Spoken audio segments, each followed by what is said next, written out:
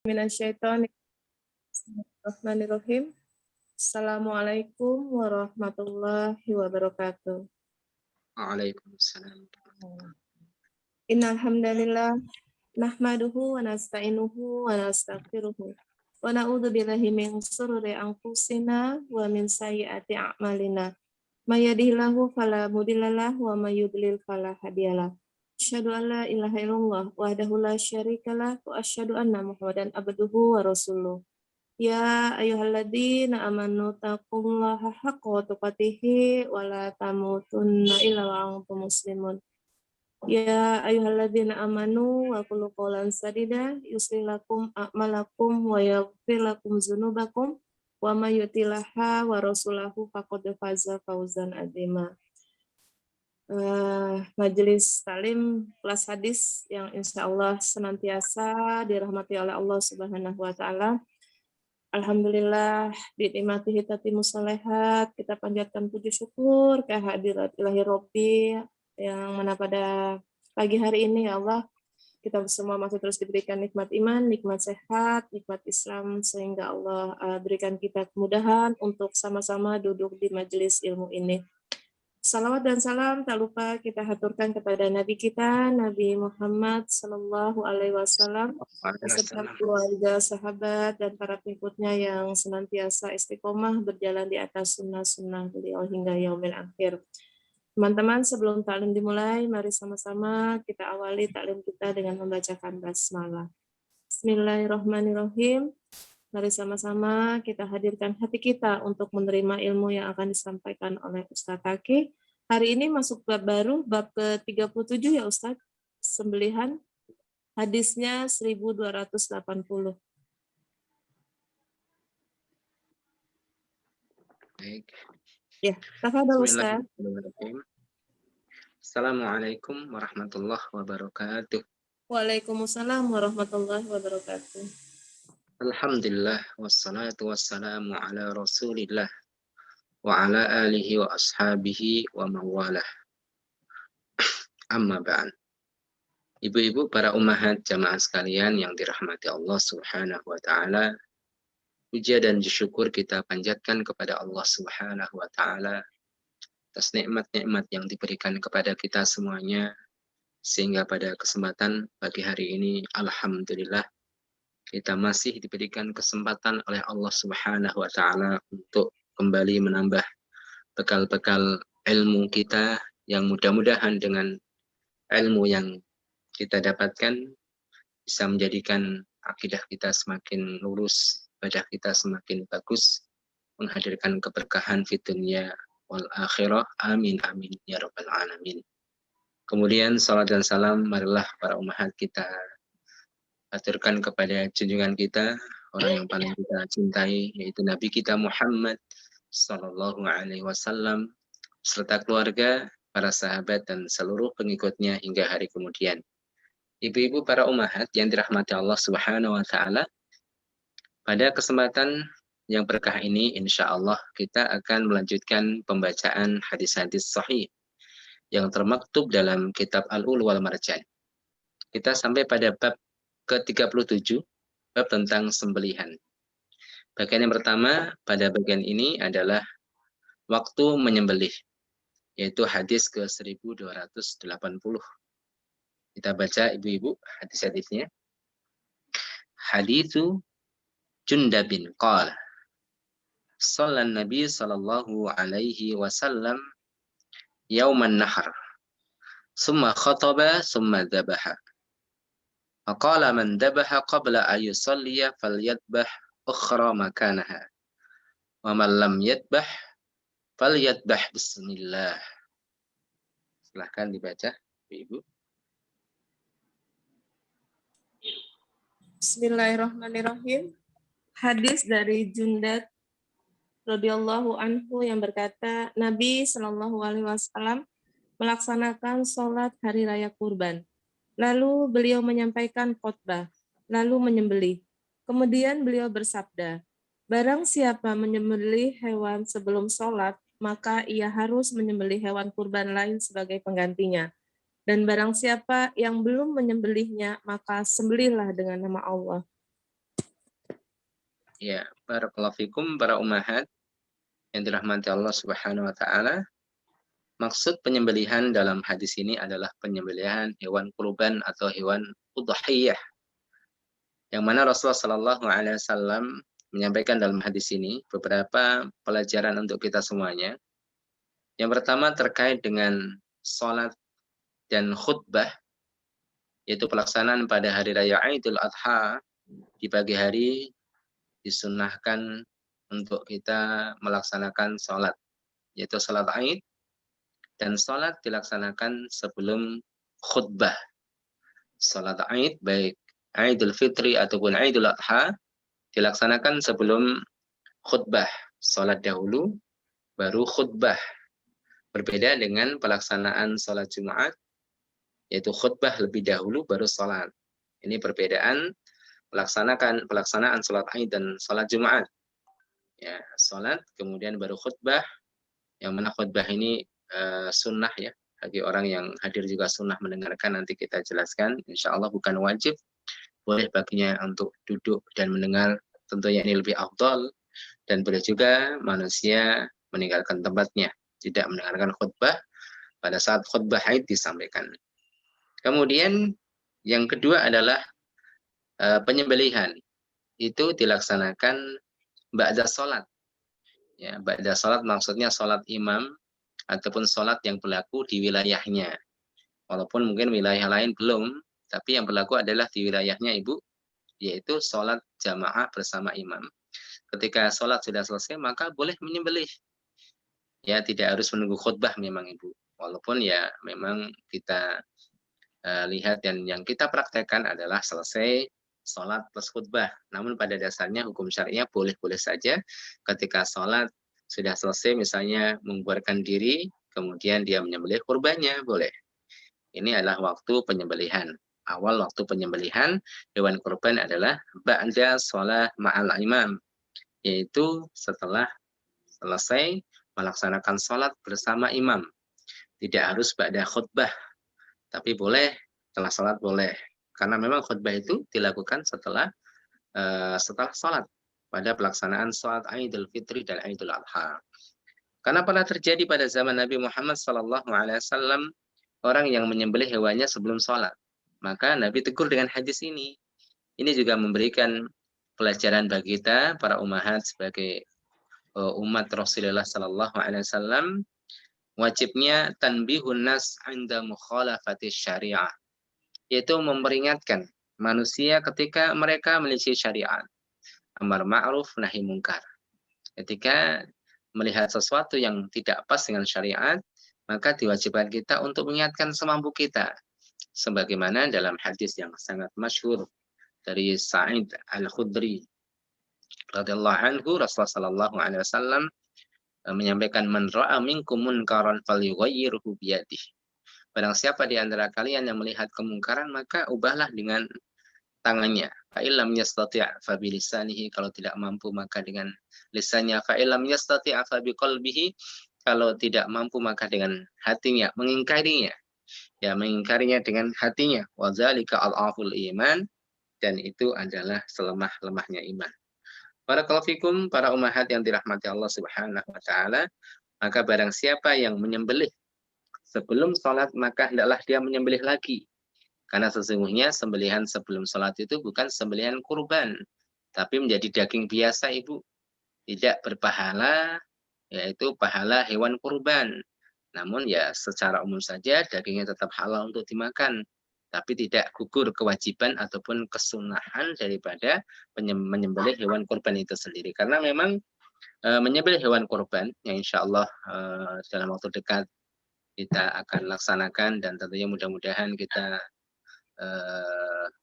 bisa melaksanakannya, dan kita mohon kepada Allah semoga kondisi semakin baik, semakin semarak syiar-syiar Allah di hari raya Idul Adha ya.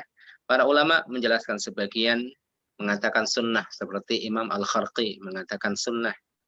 Kemudian ada juga yang mengatakan bahwasanya itu wajib. Tapi kebanyakan para ulama seperti Ibnu Qudamah mengatakan, mayoritas para ulama mengatakan wajib. Ibnu Taimiyah mengatakan wajib bagi yang mampu. Ya, barang siapa yang memiliki kemampuan namun tidak menyembelih hewan kurban, maka jangan dekati musola kami. Tapi memang pendapat yang kuat adalah sunnah, ya, ada sunnah karena Abu Bakar dan Umar pada satu waktu sengaja tidak berkorban, ingin menunjukkan kepada umat bahwasanya ini bukan wajib. Ya, jadi memang berbeda pendapat ya para umahat tentang masalah menyembelih hewan kurban atau berkurban dengan hewan-hewan penyembelihan di hari raya Idul Adha, apakah sunnah ataupun wajib. Ada yang mengatakan sunnah secara mutlak, dianjurkan bagi orang-orang yang mampu untuk tidak meninggalkannya. Ada yang mengatakan sunnah secara ini ya, sunnah muakkadah, bahkan ada yang mengatakan wajib. Barakallahu fikum, para umahat yang dirahmati Allah Subhanahu wa taala. Jadi waktu penyembelihan hewan kurban dilakukan ba'da as-shalah, setelah salat, maksudnya salat bersama imam di waktu setempat. Karena sebagaimana kita ketahui negara kita saja sendiri terbagi menjadi 3 waktu. Ada waktu Indonesia Timur, ada waktu Indonesia Tengah, dan kita berada di tempat ya, ataupun berada pada waktu Indonesia bagian barat. Tapi barakallahu fikum para umahat yang dirahmati Allah, kita lanjutkan hadis 1281. Hadisul Barra ibni Azib qala dhaha khalun li yuqalu lahu Abu Burdah qabla shalah faqala lahu Rasulullah sallallahu alaihi wasallam syatuka syatu lahmin faqala ya Rasulullah inna indi dajinan jada'ah minal ma'az qala itbaha walan tasluha li ghairika thumma qala man dhabaha qabla sholati innama yadbahu li nafsihi wa man dhabaha ba'da sholati faqad tamma nusukuhu wa asaba sunnatal muslimin. Ya, silakan baca Ibu. Bismillahirrahmanirrahim. Al-Bara' bin Azib radhiyallahu anhu berkata, pamanku Abu Burdah pernah menyembelih hewan kurban sebelum sholat Id. Maka Rasulullah SAW bersabda kepadanya, kambingmu hanya daging biasa atau bukan daging kurban. Pamanku berkata, wahai Rasulullah, aku hanya memiliki seekor jadah atau anak kambing yang berusia 2 tahun. Beliau bersabda, sembelihlah kambing tersebut. Namun hal itu tidak sah untuk selain kamu. Kemudian beliau melanjutkan sabdanya, barang siapa berkurban sebelum sholat Idul Adha, ia hanya menyembelih untuk dirinya sendiri. Dan barang siapa menyembelih setelah sholat, maka sempurnalah ibadahnya dan dia telah melaksanakan sunnah kaum muslimin dengan tepat.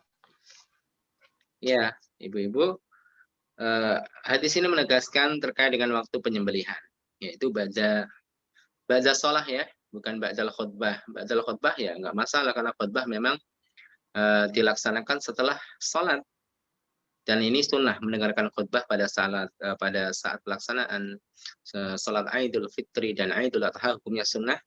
Disebutkan dalam hadis riwayat Abu Daud. Kemudian An-Nasai serta Ibnu Majah. Abu Daud, An-Nasai dan Ibnu Majah. Rasulullah Shallallahu alaihi wasallam bersabda, "Inna nakhtubu." Sesungguhnya kami berkhutbah. Faman ahabba ayyajlisa lil khutbah falyajlis. Barang siapa yang ingin duduk untuk mendengarkan khutbah, maka silakan duduk. Waman ahabba ayyadhaba falyadhhab. Barang siapa yang ingin meninggalkan khutbah, maka silakan meninggalkan khutbah. Ini pilihan yang diberikan oleh Rasulullah Sallallahu Alaihi Wasallam. Kemudian, kalau orang menyembelih sebelum salat, maka statusnya bukan hewan kurban, bukan penyembelihan hewan kurban, tapi penyembelihan biasa. Dan dalam hadis ini para umahat ada seorang sahabat yang menyembelih ya kambing jada'ah. Kalau diterjemahan Ibu apa itu? Anak kambing yang berusia 2 tahun ya. Coba dicek. Iya Ustadz, anak kambing yang berusia 2 tahun. Ya, ini perlu direvisi ini. Salah terjemahannya. Jadi gini Ibu. Kambing itu boleh dikorbankan ketika umurnya 1 tahun atau lebih. Kalau sapi itu 2 tahun atau lebih, makanya harus dipastikan bukan murahnya Ibu. Sana murah situ kandang sana tuh murah. Misalnya cuma 14 juta. Diyakinkan betul dengan orang yang memang paham terkait dengan usia sapi, dilihat dari mungkin giginya atau apa. Pastikan 2 tahun jalan, 2 tahun atau lebih. Kambing pun demikian. Ya, nah, pernah terjadi kasus ada seorang sahabat punya jada'ah. Jada'ah itu kambing yang belum masuk 1 tahun, umurnya 8 atau 9 bulan. Ini terjemahnya fatal sekali nih. Itu sebenarnya salahnya fatal karena bisa merusak fikih. Ibu diubah, coba dicoret, dicatat ya. Jada'ah itu kan anak kambing yang berusia 2 tahun. Diganti yaitu anak kambing yang usianya 8 atau 9 bulan. Belum sampai 1 tahun.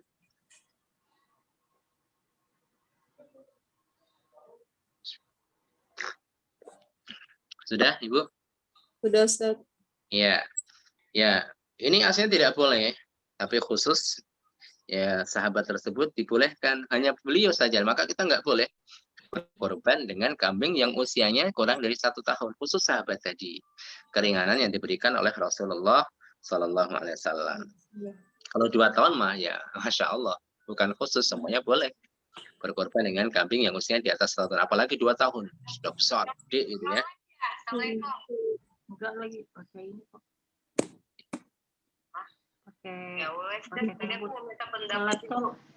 Bentar, Ustaz. Ini Mbak Yanti kok nggak bisa di ini.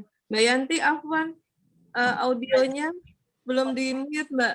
Saya coba mute kok nggak bisa ya. Mbak Vivi atau Mbak Ferry tolong di-mute. Oh, udah, tes ya. Oke, Ustaz. Afwan, Ustaz. Lanjut, Ustaz. Lanjut ya, Ibu ya. Ustaz. Jadi untuk terjemahan diganti semuanya, Ibu-ibu. Untuk pengertian jada'ah tadi.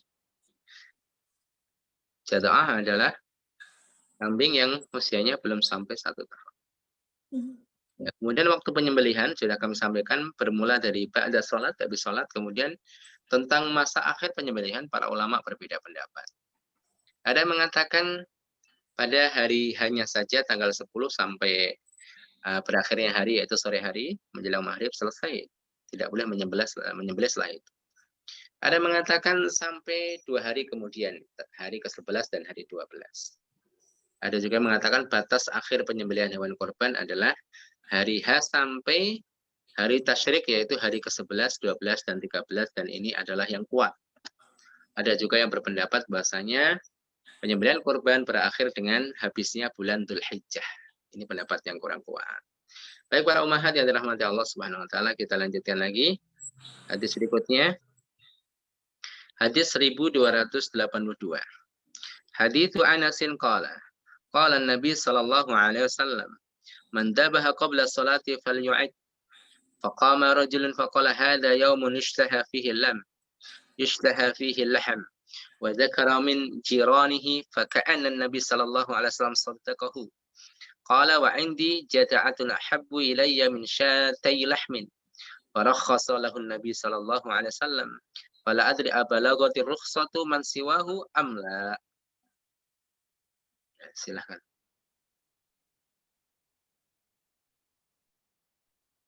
Bismillahirrahmanirrahim. Anas radhiyallahu anhu berkata, Nabi Shallallahu alaihi wasallam bersabda, barang siapa menyembelih sebelum sholat, hendaklah ia mengulanginya. Lalu berdirilah seorang laki-laki seraya berkata, pada hari ini daging sangat diharap. Laki-laki itu kemudian menyebut-nyebut tetangga-tetangganya dan seakan Nabi Shallallahu alaihi wasallam membenarkan orang itu. Lelaki itu berkata, sungguh, aku berkurban dengan seekor jad'ah, lebih aku sukai dari 2 ekor kambing. Nabi Shallallahu alaihi wasallam pun memberikan keringanan untuk orang tersebut. Aku atau Anas tidak tahu apakah keringanan itu juga berlaku untuk yang lain atau tidak. Baik Ibu, hadis ini juga melengkapi hadis-hadis sebelumnya tentang masalah penyembelihan dilakukan setelah sholat. Kalau orang melaksanakan sebelum sholat, maka dia berkorban lagi, menyembelih lagi.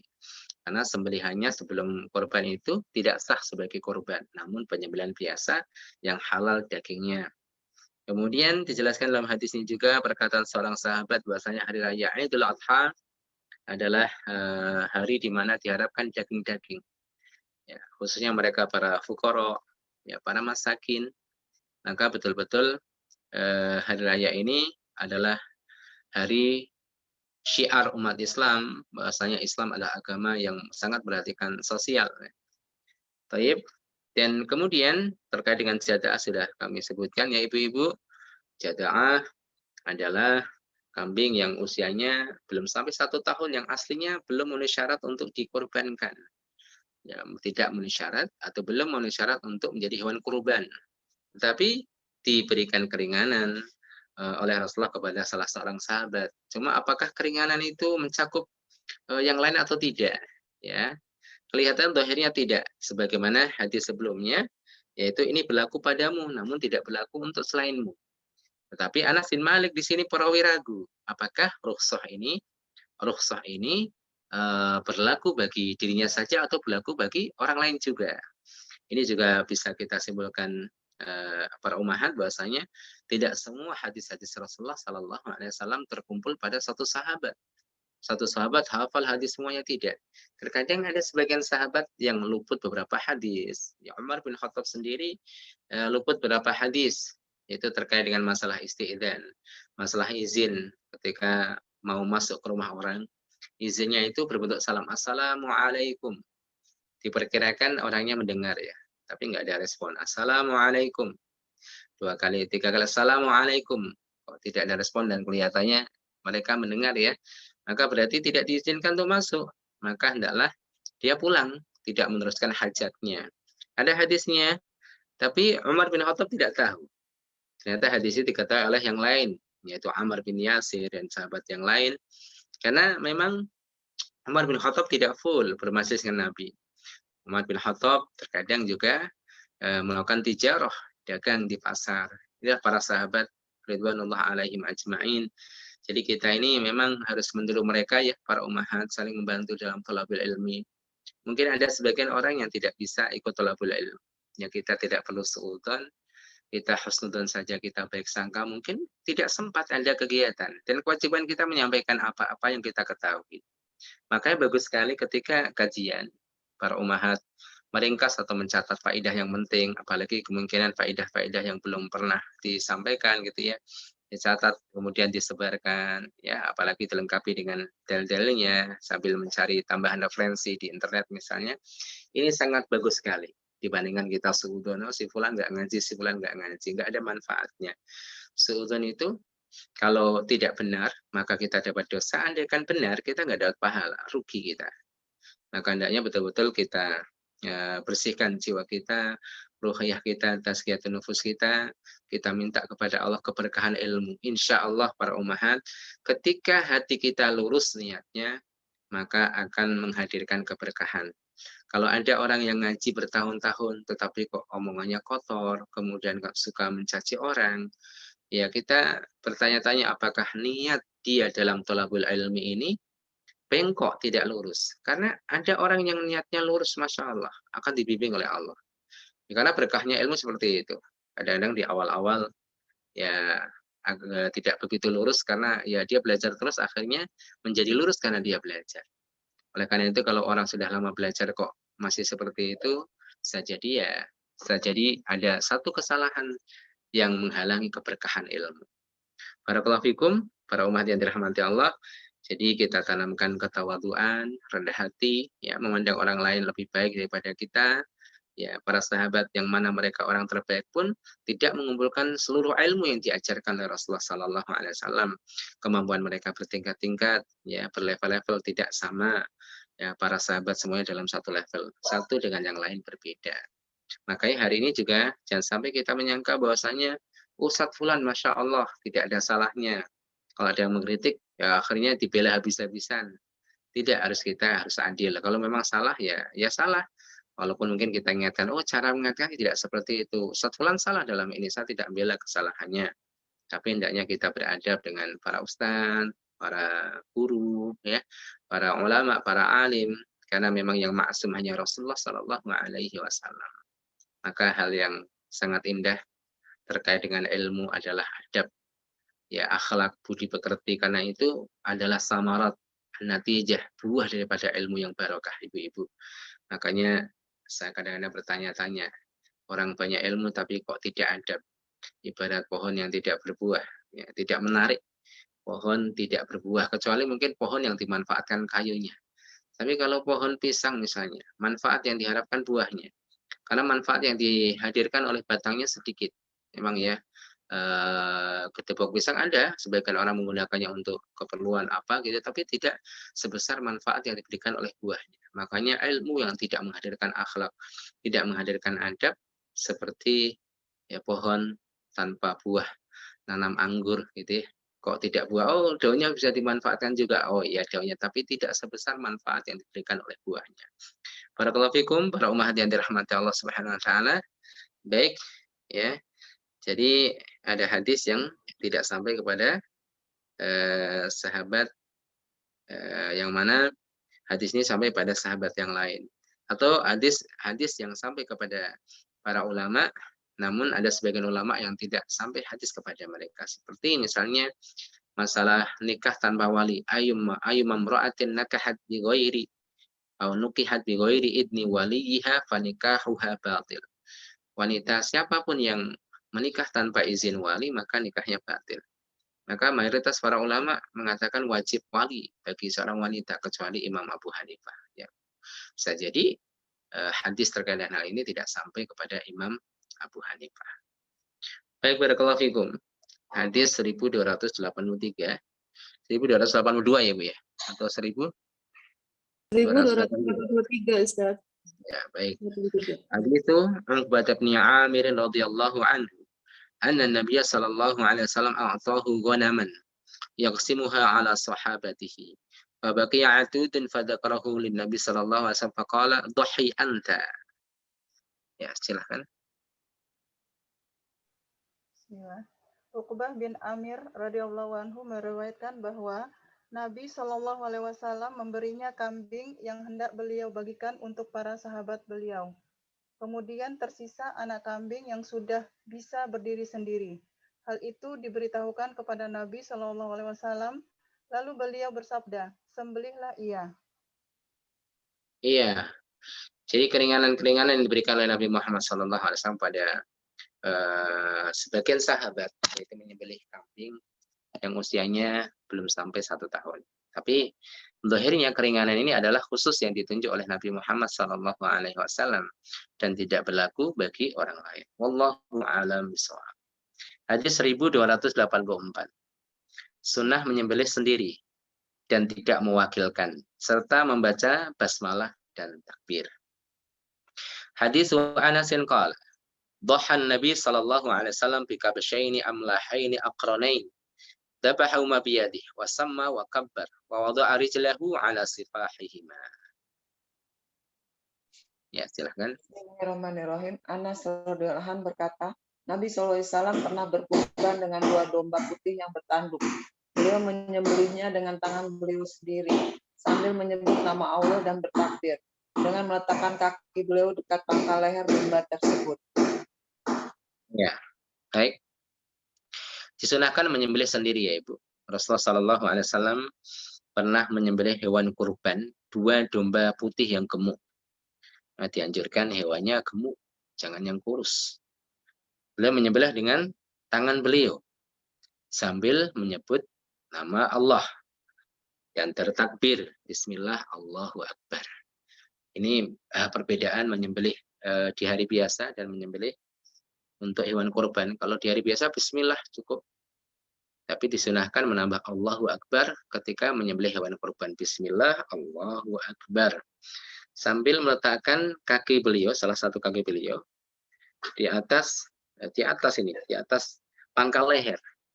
Jadi kalau kita perhatikan ibu-ibu, praktek menyembelih hewan ini, misalnya kambing dihadapkan ke kiblat, berarti posisi kalau di Indonesia posisinya di arah selatan ya, arah selatan. Kemudian bagian pangkal leher, kemudian tangan kanannya menyembelih leher kambing, seperti itu. Jadi disunahkan menyembelih sendiri, tapi boleh juga diwakilkan karena sebagian orang tidak bisa menyembelih atau takut menyembelih. Tapi kalau memungkinkan disunahkan untuk menyembelih sendiri dan mengucapkan apa ibu-ibu? Bismillah Allahu Akbar. Ya, Bismillah Allahu Akbar. Bismillah Allahu Akbar ketika menyembelih hewan kurban. Kalau hewan biasa tidak korban cukup bismillah. Walaupun masalah bismillah di sini para ulama juga berbeda pendapat, ada perbedaan pendapat. Mereka berbeda pendapat terkait hukum mengucapkan nama Allah bismillah ketika menyembelih binatang. Ada yang mengatakan bahwasanya itu sunnah, seperti madhab Syafi'i sunnah. Artinya kalau sunnah apa? Ketika orang tidak menyebut nama bismillah ya halal, dagingnya halal. Ada yang mengatakan wajib. Berarti kalau tidak menyembelih, tidak menyebut kalau kalimat atau nama Allah bismillah ketika menyembelih maka dagingnya tidak boleh dimakan. Ya. Baik, barakallahu fikum.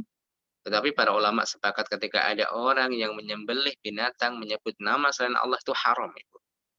Ya. Jadi kalau ada orang menyebut nama selain Allah, maka itu haram, itu para ulama sepakat. Tapi kalau nggak menyebut apa-apa dan itu dilakukan oleh seorang muslim, ya itu menjadi khilaf para ulama. Ada mengatakan boleh karena dia seorang muslim, sedangkan mengucapkan bismillah itu sunnah. Tapi ada yang berpendapat bahasanya haram.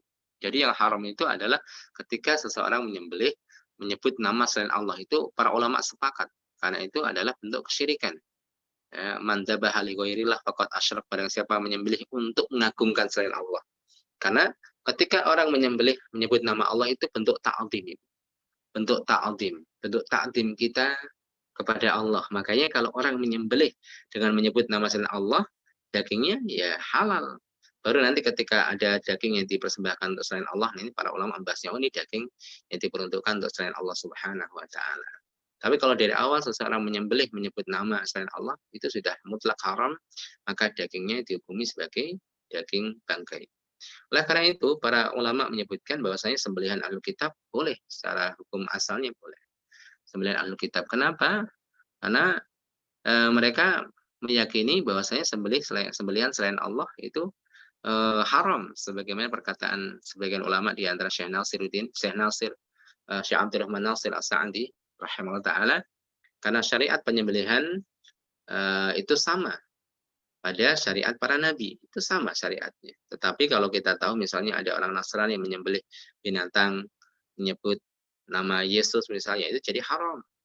Ya, tapi kalau tidak diketahui hukum asal penyembelihan mereka itu dihukum sama dengan penyembelihan kaum muslimin, dihukumi sama para ummahat. Ya, jadi ini perbedaan kaum ahli kitab dengan orang-orang kafir yang lain. Kaum paganis yang lain itu mutlak keharaman pada penyembelihan mereka. Ya, orang-orang Hindu, Buddha, orang Konghucu itu tidak boleh kita makan dagingnya.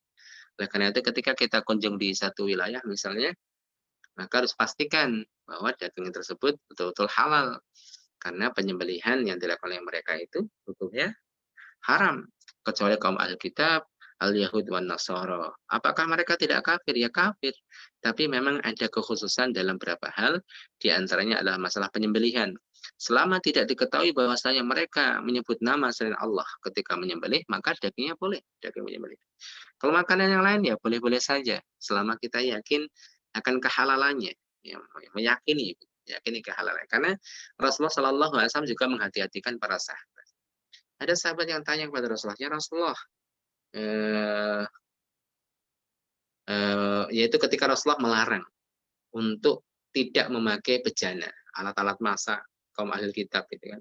Ada sahabat, enggak ada yang lain ya Rasul. Kalau terpaksa makai maka cucilah. Artinya memang ini bentuk kehati-hatian kita makan makanan pemberian mereka.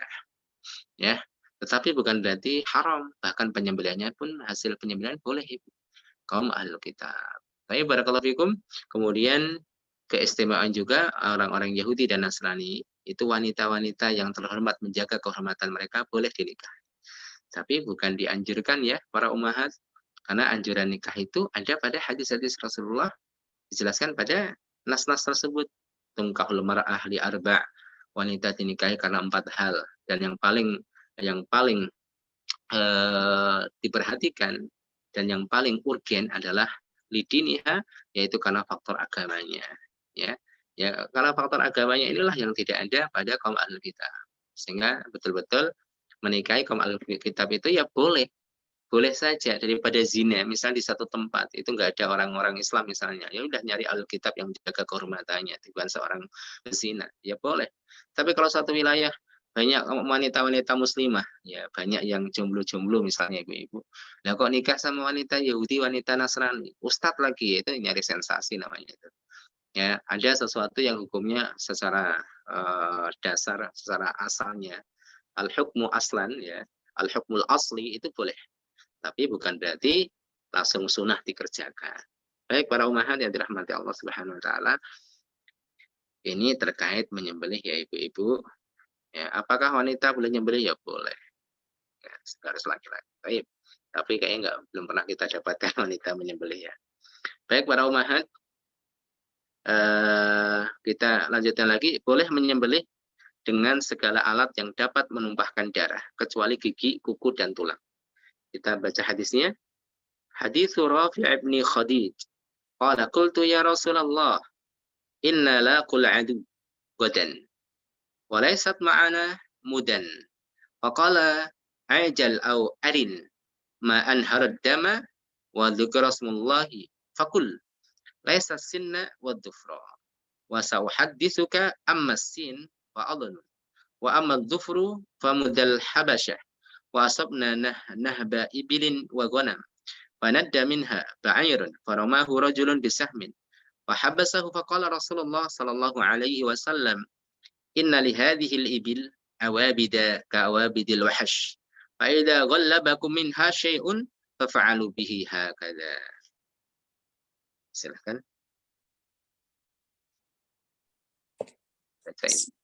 Bismillahirrahmanirrahim. Rafi bin Kadzib berkata, aku berkata, wahai Rasulullah, besok kita akan bertemu musuh. Sementara kita tidak lagi mempunyai pisau tajam. Beliau menjawab, sembelihlah dengan sesuatu yang dapat mengalirkan. Sebutlah nama Allah, lalu makanlah, kecuali dengan gigi dan kuku. Aku jelaskan kepada kalian, gigi itu sejenis tulang, sedangkan kuku adalah alat yang biasa digunakan oleh bangsa Habasyah untuk menyembelih. Kami lalu mendapatkan rampasan unta dan kambing. Saat ada salah satu unta tersebut yang kabur, maka seorang laki-laki melemparnya dengan anak panah hingga dapat menangkapnya kembali. Maka Rasulullah SAW bersabda, sesungguhnya di antara unta-unta ini ada yang liar sebagaimana binatang buas. Jika kalian merasa susah dibuatnya, maka lakukanlah seperti itu. Iya, barakallahu fikum. Menyembelih dengan alat-alat yang bisa menumpahkan darah, ya, dengan pisau atau dengan benda-benda yang aslinya tumpul tapi bisa tajam kalau dibuat tajam, seperti batu ataupun kayu sekalipun. Kalau tajam bisa menumpahkan darah boleh. Ya, tetapi Rasulullah melarang untuk menyembelih dengan kuku dan gigi, karena gigi termasuk tulang. Karena berarti segala jenis yang masuk pada segala bagian binatang ya Ibu yang masuk pada jenis tulang, maka tidak digunakan, seperti misalnya gading gajah atau tanduk cula, hewan yang bercula itu, ataupun tanduk rusa, itu adalah dihindari karena memang ada larangan dari Rasulullah Sallallahu Alaihi Wasallam. Tapi selain itu maka boleh dengan pisau, ya, atau selain daripada benda metalik, ya, seperti batu, kalau tajam bisa menumpahkan darah hewan boleh, ataupun kayu sekalipun. Kan kayu itu, misalnya bambu itu dibuat tajam bisa menumpahkan darah. Maka boleh, insya Allah nanti disebutkan pada hadis berikutnya. Terkait dengan ini, hewan korban yang kabur misalnya, susah itu, maka boleh menggunakan panah atau alat yang semisalnya untuk melumpuhkan hewan korban. Misalnya sapi gitu ya, dipegang malah susah, sebelum malah kabur, malah membahayakan orang, maka boleh itu dipanah atau ditembak. Untuk zaman sekarang boleh-boleh saja. Baik, barakallahu fikum. Hadis 1286. Hadis Rafi' bin Khadij. Qala kunna ma'an Nabi sallallahu alaihi wasallam bidil Hulaifah fa asaba an-nas ju'an fa asabu ibilan wa ghanaman. Qala wa kana Nabi sallallahu alaihi wasallam fi ukhrayatil qaum fa ajilu wa dhabahu wa nasabul qudur. Fa amara Nabi sallallahu alaihi wasallam bil quduri fa ukfiat thumma qasam fa'adala asyratan minal ghanam bibairin fanadda minha ba'ir fatalabuhu fa'ayahum wa kana fil qaumi khailun yasirah fa ahwa rajulun minhum bisahmin fahabasahu Allahu summa qala inna li hadhil bahaim awabida ka awabidil wahash fama ghalabakum minha fasna'u bihi hakadha qultu inna narju aw nakhafu al-aduwa gadan wa laysat mudan afanadbahu bil qasab qala ma anharat dam wa dhikrasmullahi alaihi fakuluh laisa sinna wa dhufra wa sawahaddithukum an dhalik amma sinna fa'adhmun wa amma dhufur famudal habasyah. Silakan dibaca.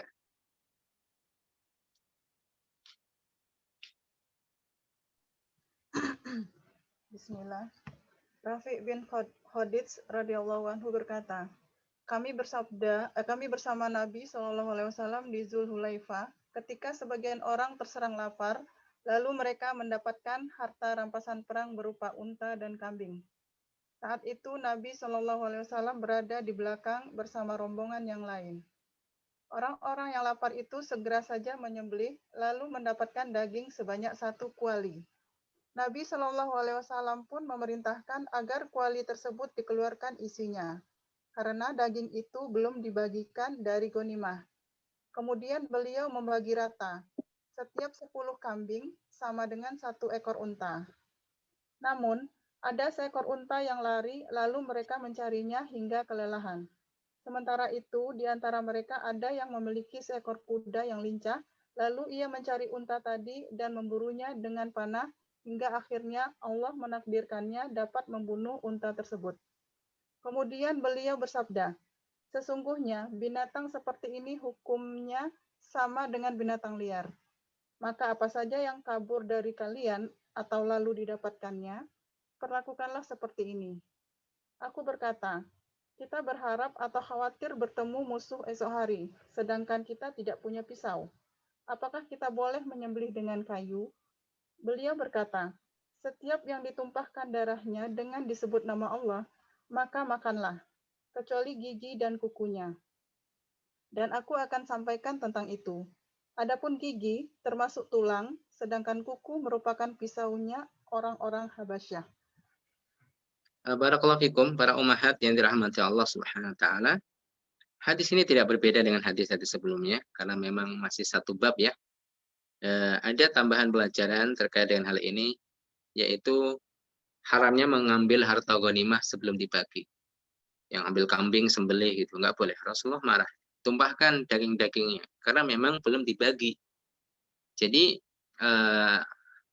makanan dan minuman yang haram itu ada 2 jenis ya Ibu. Yang pertama adalah haramun bidati. Haram ya karena memang jenisnya haram. Daging babi misalnya, daging anjing, dan daging-daging yang diharamkan yang lain seperti bangkai, itu tidak bisa jadi halal.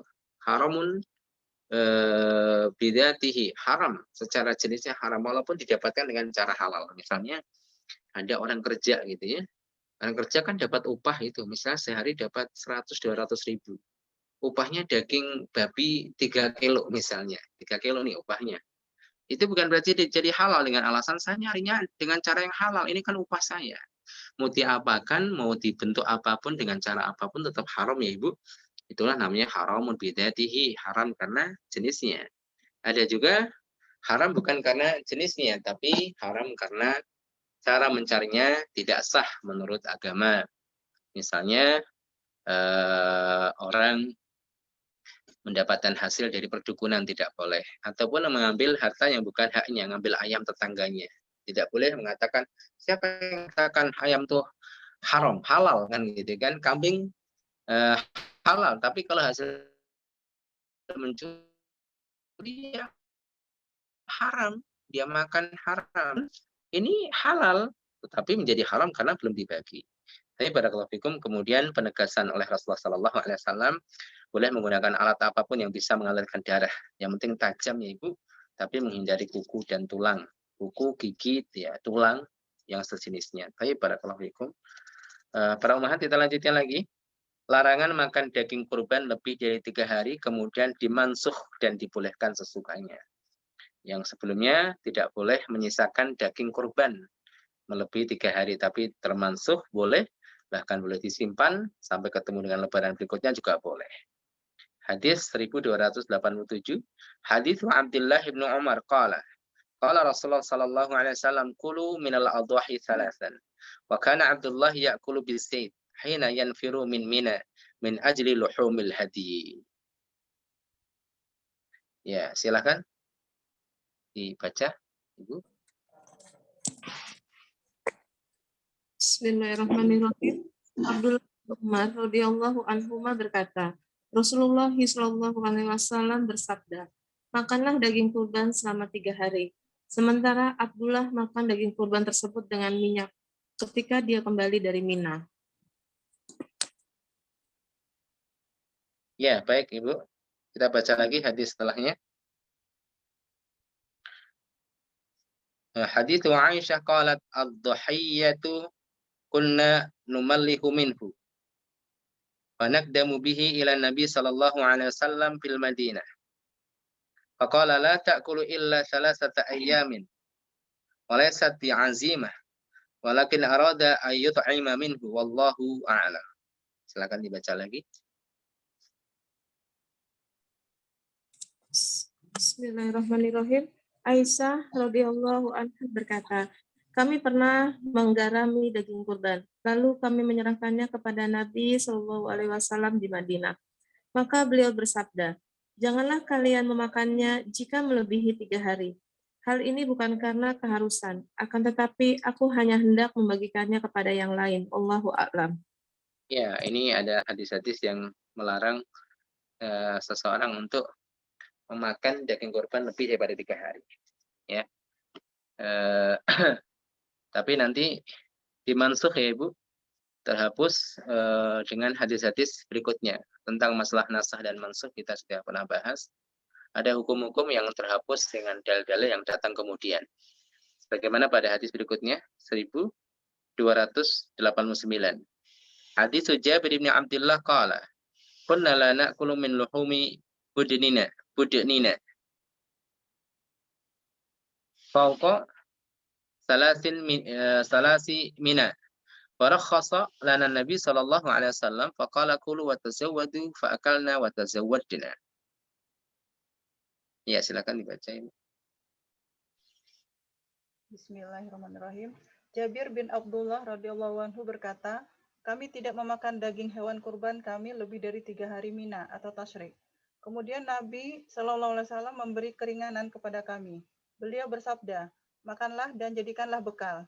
Kami pun makan dan menjadikannya sebagai bekal. Iya, jelas ya Bu ya. Ini sebagai nasikh penghapus hukum sebelumnya, bahwasanya larangan Nabi untuk menyisakan daging lebih daripada 3 hari itu tidak boleh, tapi akhirnya dinasikh, dihapus hukumnya dan dibolehkan oleh Rasulullah Sallallahu Alaihi Wasallam. Hadis 1290. Hadis Salamah bin Al-Aqwa qala Nabi Sallallahu Alaihi Wasallam man dhaha minkum fala yusbihanna ba'da salisatin wa fi baitihi minhu syai'. Falamma kana al-'am al-muqbil qalu ya Rasulullah naf'alu kama fa'alna 'am al-madi qala kulu wa at'imu waddakhiru fa ila dhalika al-'am kana bin nas jahdun fa aradtu an tu'inu fiha. Ya, silakan. Bismillahirrahmanirrahim. Salamah bin Aqwa berkata, Nabi Shallallahu Alaihi Wasallam bersabda, siapa saja di antara kalian yang berkurban, janganlah ia menyisakan daging kurban di rumahnya lebih dari 3 hari. Pada tahun berikutnya, orang-orang berkata, wahai Rasulullah, masihkah kami melakukan kebiasaan yang kami lakukan tahun lalu? Beliau bersabda, makanlah daging kurban tersebut, bagilah sebagian kepada orang lain serta simpanlah sebagian yang lain. Sebab tahun lalu orang-orang dalam keadaan kesusahan. Oleh karena itu, saya bermaksud supaya kalian dapat membantu mereka. Iya, ilatnya, sebabnya kenapa dahulu itu dilarang untuk menyisakan daging lebih dari 3 hari, karena banyak orang membutuhkan Ibu. Kalau dibolehkan menyimpan lebih daripada 3 hari, nanti takutnya disimpan dan orang-orang yang membutuhkan tidak dapat. Makanya dilarang untuk menyimpan lebihnya daging lebih daripada 3 hari. Maksudnya setelah hari tasyrik itu tidak boleh menyimpan daging-daging kurban. Tetapi ini terhapus hukumnya, dan hukumnya menjadi boleh ya Ibu, kita makan di hari ke-10, 3 hari setelahnya, ataupun setelah 3 hari itu ya, setelah hari-hari tasyrik boleh kita simpan. Bahkan penyimpanan ataupun sarana untuk menyimpan hari ini lebih canggih tentunya dibandingkan pada zaman Rasulullah Sallallahu Alaihi Wasallam. Baik, bagian yang baru ini al-fara'u dan al-athirah. Apa maksudnya di sini Ibu? Kita baca hadisnya. Hadisu Abi Hurairah radhiyallahu anhu. Anin Nabi sallallahu alaihi wasallam qala la faraga wala atirata wal la fara'a ya dia. La fara'a wala atirata wal fara' awalun nata'ij kanu yadbahunahu litawagitihim wal atiratu fi Rajab. Silakan dibaca.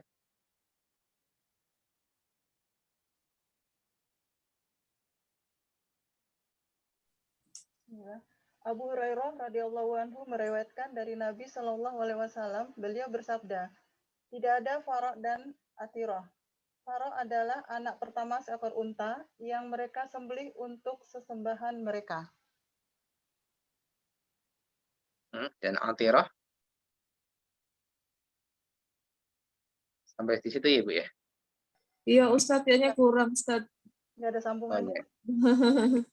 Dan atirah bisa disambung Ibu.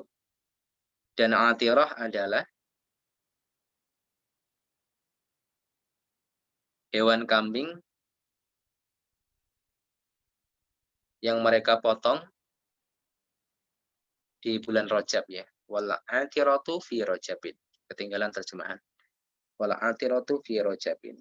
Dan atirah adalah hewan kambing yang mereka potong di bulan Rajab. Baik para ummahat, Rasulullah mengatakan tidak ada bukan berarti tidak ada wujudnya, karena faktanya ada. Orang-orang jahiliyah menyembelih binatang untuk memuliakan togut-togut mereka, sesembahan mereka, berhala-berhala mereka. Ada yang farah, yaitu anak pertama seekor unta yang mereka sembelih untuk sembahan mereka, untuk sesembahan mereka. Jadi mereka memang punya budaya-budaya yang tidak ada di dalam Islam ya Ibu, yang kemudian Islam datang kemudian untuk membatalkannya. Misalnya unta yang beranak beberapa kali betina terus, itu juga ada istilahnya, yang kemudian dilepas begitu saja, tidak boleh orang ganggu. Itu khurafat-khurafat yang terjadi pada zaman jahiliyah, dan itu ditolak oleh Islam. Ada orang yang berpendapat tidak boleh menikah pada bulan Safar, la Safar. Kata Rasulullah, tidak ada safar, bukan berarti bulan safar itu tidak ada, ya ada. Sebagaimana apa-apa yang dilakukan oleh orang-orang jahiliyah, sebagaimana dalam hadis ini, mereka melakukannya, menyembelih binatang, kemudian darahnya ditumpahkan di berhala-berhala mereka. Makanya masalah penyembelihan ini kita harus hati-hati Ibu, karena penyembelihan ini adalah bentuk dari ibadah, sehingga penyembelihan ini disandingkan dengan salat, kan, fasolli li rabbika wanhar. Dalam ayat yang lain sebutkan inna sholati wa nusuki, sesungguhnya salatku dan sembelihanku.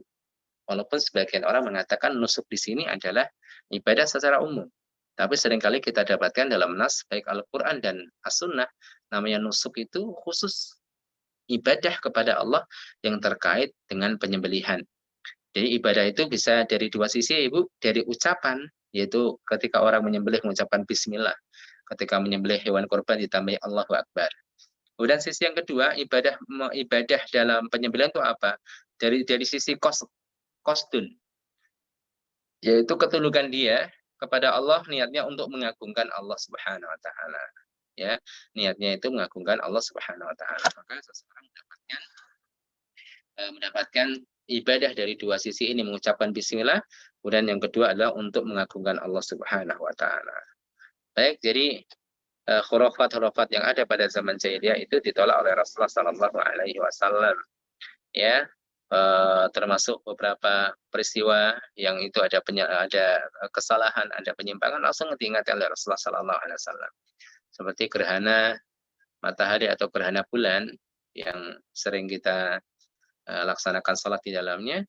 Kita meyakini bahwasanya matahari dan bulan adalah ayat-ayat Allah, tidak terkait dengan kematian seseorang atau lahirnya seseorang. Pada zaman Nabi, kalau tidak salah terjadi pada tahun 10 Hijriah pada bulan Syawal ya.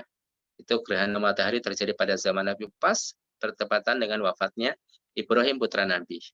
Sebagian sahabat karena ya pengaruh-pengaruh pada masa-masa jahiliyah sebelumnya, mereka mengatakan sungguh gerhana ini terjadi karena kematian Ibrahim putra Nabi Muhammad SAW. Kemudian ditegur oleh Nabi Muhammad SAW. Setelah sholat, Nabi ceramah. Makanya sebagian ulama mengatakan pada dasarnya sholat gerhana itu nggak ada khutbahnya. Ada sebagian mengatakan ada tuh khutbahnya, Rasulullah ceramah. Yang mana sebagian ulama mengatakan tidak, itu hanya spontanitas karena respon Nabi terhadap penyimpangan sebagian sahabat terkait dengan keyakinan. Jadi barakallahu fikum ibu-ibu, ada beberapa hal yang terjadi pada zaman sahabat karena pengaruh jahiliyah masa lalu. Ya, tetapi bukan berarti mereka itu buruk, tidak. Bahkan para ulama mengatakan para sahabat yang menjumpai masa jahiliyah mereka lebih afdal dibandingkan para sahabat yang lahir langsung menjumpai Islam, tidak menjumpai masa-masa jahiliyah. Baik para ummahat, saya kira cukup, nanti kita lanjutkan pada bab yang baru ya, tentang khomer. Ini menarik juga kalau saya baca. Khomer itu kan setiap orang bisa membuat ya Ibu, termasuk rendaman korma itu. Apa tuh? Nabis atau apa namanya itu? Nabis ya. Ya. Dulu pada zaman Nabi itu ada bejana-bejana khusus ya, ada namanya tuba, ada muzafat, istilah-istilah itu ya. Ada dari tembikar dari tanah liat, ada dari dahan korma dilubangin dibersihkan ya. Kemudian ada juga dari buah apa ya, labu atau waloh gitu ya, dibersihkan, isinya dikeluarkan, dikeringkan jadi tempat penyimpanan itu. Ya, nanti bagaimana kita bahas insya Allah. Ini memang merendam air korma atau air anggur, perasan anggur itu waktunya harus diperhatikan. Ternyata bukan masalah tempatnya. Kalau ada tempat yang kalau dipakai itu cepat memabukkan Ibu. Ada tempat-tempat khusus orang-orang Arab paham itu. Jadi tempat penyimpanan kalau itu perasan anggur atau perasan rendaman korma itu kalau disimpan cepat. Makanya kalau bisa ya jangan lebih ya 12 jam kali ya. Yang intinya jangan sampai memabukkan. Tidak ada waktu tertentu. Kalau kita merendam korma untuk jadi minuman, maka jangan lama-lama. Takutnya bukan sehat, malah teler gitu kan ya. Malah jadi haram. Insya Allah dibahas pada pertemuan berikutnya tentang khomer. Tentang khomer. Baik. Baik, alhamdulillahirrabbilalamin. Jazakallah khair Ustadz Kaki, barakallahu fiik atas ilmu yang sudah disampaikan. Semoga bisa diambil faedahnya. Untuk teman-teman, jika masih ada yang belum mengerti atau kurang dimengerti, bisa ditanyakan. Fadol.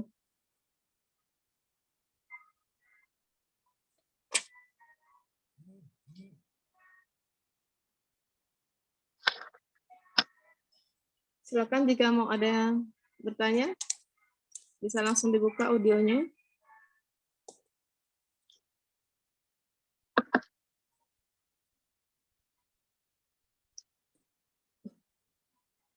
Ustadz. Selesai nih, Ibu.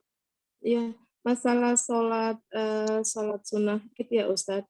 Itu berarti kalau kita meninggalkan lapangan, itu setelah sholat tidak usah mendengarkan khutbah itu nggak apa-apa ya Ustadz, sunnah ya, karena kan ini sholatnya ya, karena kan nggak karena selama ini yang saya dengar, karena memang ilmunya belum dapat ya Ustadz, jadi memang harus duduk sampai selesai khutbah baru kita boleh meninggalkan tanah lapang gitu ya Ustadz.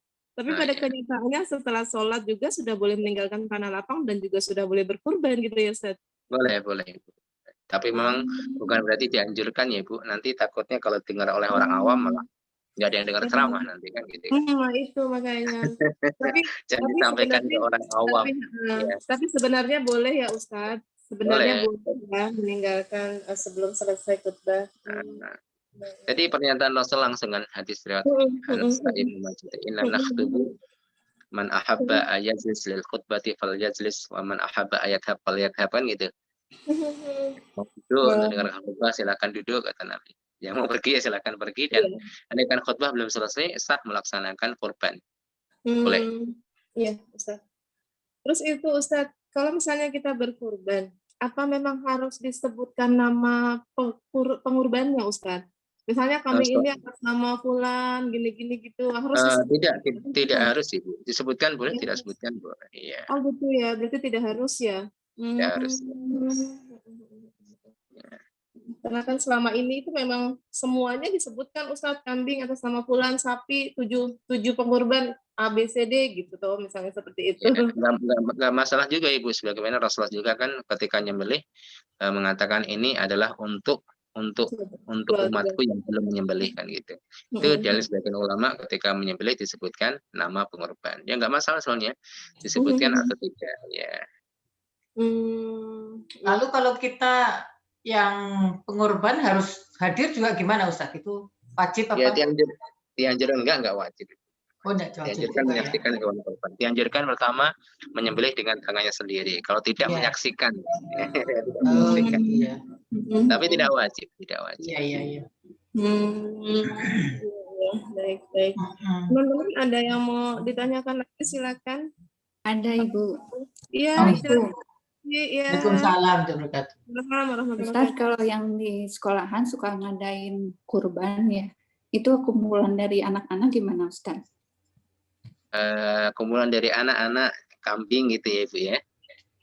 Yaitu aslinya bukan kurban, latihan kurban. Karena secara syar'i nggak masuk ya, tidak masuk. Ya dagingnya daging sedekah, bukan daging kurban. Karena ya daging kurban itu kan kambing untuk satu keluarga ya, satu keluarga, bukan untuk satu sekolahan.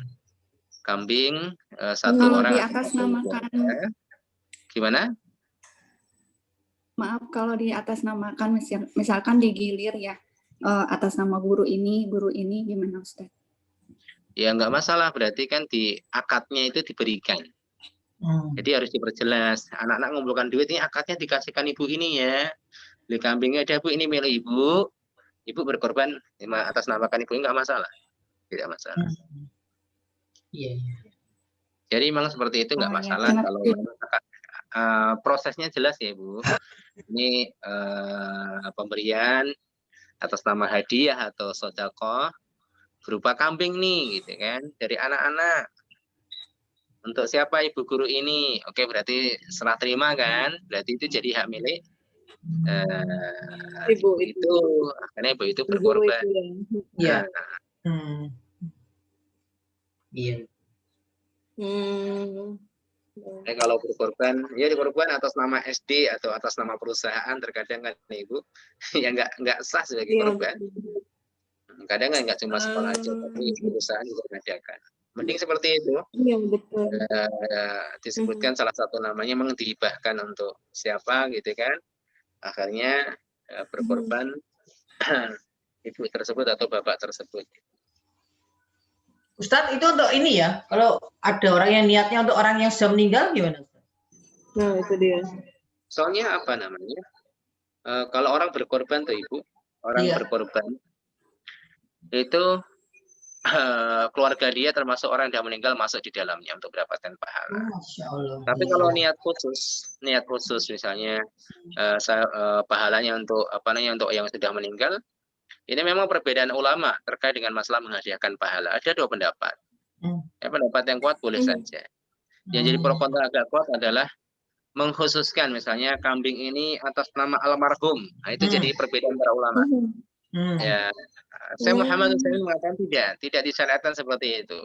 Meniatkan pahalanya saja, tidak maksudnya si fulan. Jadi kan kita menyembelih, itu misalnya bapak kita sudah meninggal, ya kita masuk dalam keluarga kita gitu, pahalanya.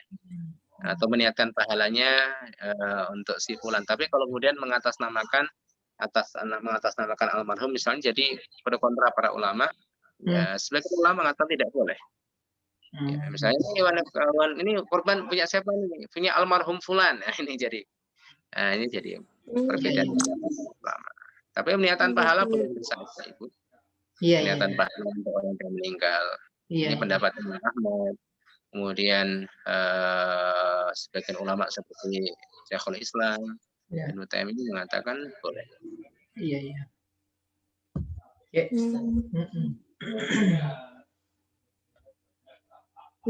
Masih ada yang lain teman-teman? Silahkan.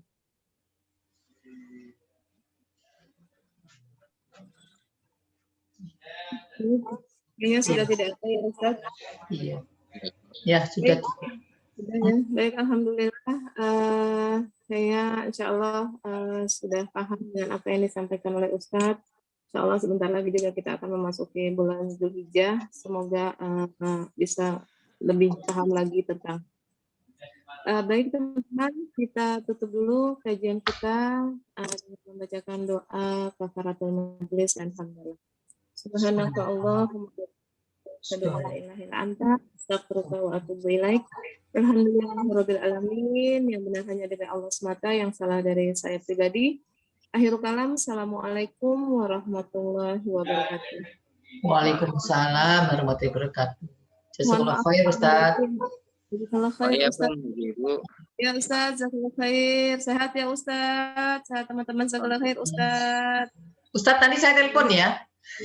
Oh iya, tapi belum sempat Ibu. Iya, enggak apa-apa. Habis duhur aja Ustaz. Ya, insya Allah Bu. Ya, siap. Saya nggak ditelepon Bu. Iya, nanti. Baik, mohon maaf lahir dan batin ya. Iya, sama-sama semua ya. Sehat-sehat ya. Waalaikumsalam. Iya. Assalamualaikum warahmatullahi wabarakatuh. Terima kasih. Iya, Mbak Abi, Bu Irma, Mbak Ayu. Iya, Mbak Vivi. Iya, Mbak. Iya, Ini lagi berhenti nih. Iya, tamatin ya, Mbak. Iya, Iya. Ya, assalamualaikum. Warahmatullahi wabarakatuh.